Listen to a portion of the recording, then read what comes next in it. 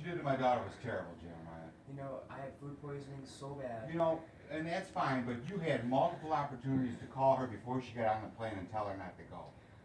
I thought she would go because you were going. I didn't even think And about it. then, on top of that, food poisoning only lasts 24 hours. You should have made a Herculean effort to get there. It's terrible that you had her spend a month's salary to go to Las Vegas, buy a dress, get a plane ticket and all that, and you didn't even make the effort to get there. What kind of man does that?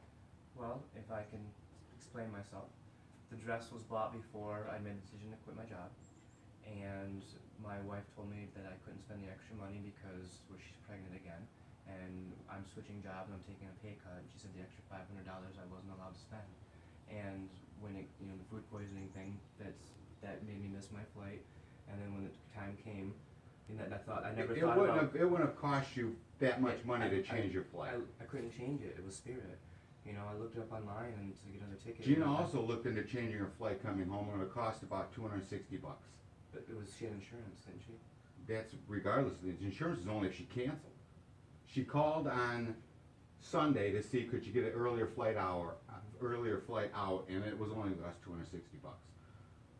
I didn't even think that you were allowed to do that. I just looked up. You didn't even make the effort. I did. I looked. You up. sent her all the way out there, and you didn't even make the call the airline and say, "Look, I was sick. I missed my flight. What's it going to cost me to change it to something else?"